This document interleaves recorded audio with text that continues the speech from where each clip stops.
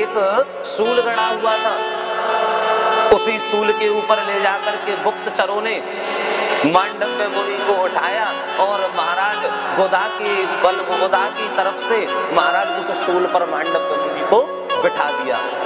महाराज वही सूल मांडव्य मुनि की गोदा से निकल करके उनके मस्तक से पार हो गया, लेकिन मांडव्य मुनि समाधिस्थ होकर के बैठे हुए थे, उनको पता नहीं चला।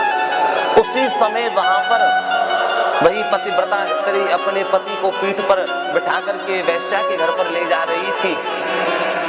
जैसे ही महाराज वहां से लेकर के गई, तुरंत उसी कौड़ी ब्राह्मण का स्पर्श मांडव्य मुनि से जैसे ही हुआ, तुरंत महाराज मांडव्य मुनि की समाधि टूट गई। और मांडव्य मुनि ने समाधि टूटते ही उन्होंने कहा कि मुझे जिस वेदना से इस प्रकार वेदना पड़ रहा है और जिसकी वजह से मेरी समाधि टूटी है, वह सूर्योदय होते होते वह जल करके भस्म हो जाएगा, राख का ढेर बन जाएगा। महाराज पतिव्रता नारी ने जैसे ही ऐसा संकल्प सुना मांडव्य मुनि का, तुरंत महाराज उसने मार्ग बदल दिया और अपने घर पर लेकर के गई। और महाराज एक पलंग पर अपने पति को लिटा दिया और स्वयं बैठ गई और कहने लगी कि बोले, अगर मैंने अपने पति को अपने मन से, अपने वचन से, अपने देह से, केवल एकमात्र मैंने अपने पति को ही अपना सर्वस्व माना है, अपना प्राणनाथ माना है, तो मेरे कथन के अनुसार 3 दिनों तक सूर्य ही उदय नहीं होना चाहिए। तुरंत महाराज सूर्य देव उदय ही ना हो। वही पतिव्रता पत्नी वही अपने पति के पास बैठ गई, शेष सैया पर पति को लिटा करके।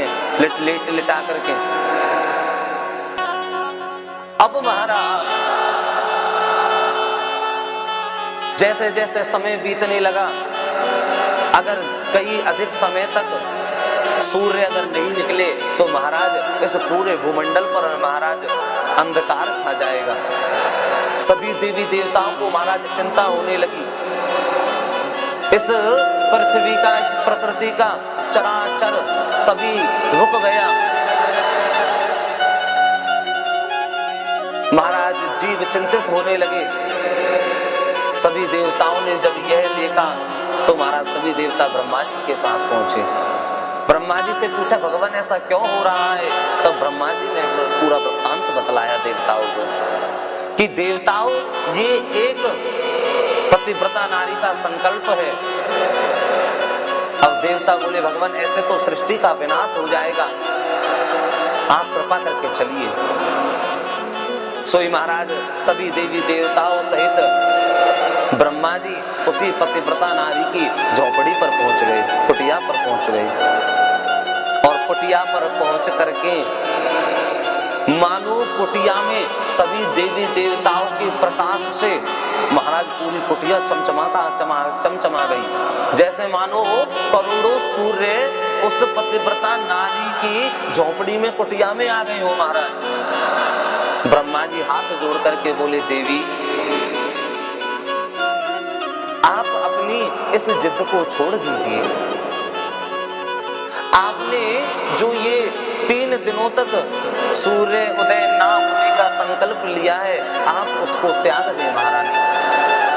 अगर हे ब्राह्मणी आपने उसको नहीं त्यागा तो इस संपूर्ण सृष्टि का विनाश हो जाएगा। और ऐसा कहते हैं कि अगर किसी एक व्यक्ति विशेष की वजह से पूरी सृष्टि का विनाश बच रहा हो, अगर महाराज उसका विनाश हो भी जाए तो महाराज तुमको परम गति की प्राप्ति होगी, तुमको भगवान का परम धाम प्राप्त होगा। वही ब्राह्मणी हाथ जोड़ करके बोली, हे ब्रह्म देवता, मुझे आपका परम धाम नहीं चाहिए, मुझे परम गति नहीं चाहिए। मुझे तो जिन मैंने प्राणों से भी ज्यादा प्रिय अपने पति को अपना सर्वस्व माना है, मुझे तो केवल वही चाहिए। अगर यही नहीं रहेंगे तो मैं उस परम पद का, उस परम गति का क्या करूंगी? तब ब्रह्मा जी ने मन में विचार किया और ब्रह्मा जी बोले, देवी मैं आपको ये वचन देता हूं कि आपके पति को श्राप तो लगेगा, परंतु जैसे ही उनका देह जल करके भस्म होगा, तुरंत महाराज वह उस कोड़ से मुक्त होकर के कामदेव के समान उनका सुंदर रूप हो जाएगा। उस पतिव्रता ब्राह्मणी ने कुछ समय तक तो सोचा और सोचने के पश्चात बोली कि मुझे यह स्वीकार है। और जैसे ही इतना कहा, तुरंत महाराज सूर्य उदय हुआ और मांडव्य मुनि के आशीर्वाद, मांडव्य मुनि के श्राप के द्वारा जो भस्म होने का श्राप लगा था, तुरंत महाराज वही कोड़ी ब्राह्मण भस्म हो गया और महाराज उसी भस्म में से कामदेव के समान वही ब्राह्मण प्रकट हो गए। और महाराज ब्राह्मणी और ब्राह्मण दोनों मिलकर के परम धाम को महाराज प्राप्त हो गए। कहने का भावार्थ है भगत बंधुओं कि बोले एक पतिव्रता नारी अपने पति को तो ताड़ती ही है, साथ साथ में अपने कई कुलों का भी उद्धार कर देती है। जो यह मांडव्य मुनि थे, इनको इस प्रकार का कष्ट पता है क्यों भोगना पड़ा।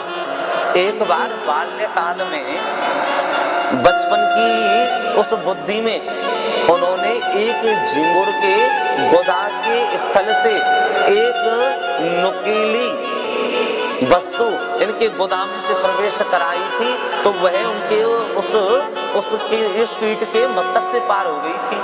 तो महाराज उसी के पाप के द्वारा उनको यह दंड भोगना पड़ा। और जो ये कौड़ी ब्राह्मण थे, ये महाराज पिछले जन्म में एक राजा थे, जिन्होंने महाराज एक कौड़ी ब्राह्मण का वध किया, लेकिन इन्होंने दान पुण्य अधिक किया था, इसलिए उनको पत्नी पतिव्रता मिली, जिसने खुद स्वयं का भी कल्याण किया और अपने पति का भी कल्याण कर दिया। और उस पाप की वजह से उनको अगले जन्म में कोड़ी ब्राह्मण बनना पड़ा। प्रेम से कहो राधे राधे।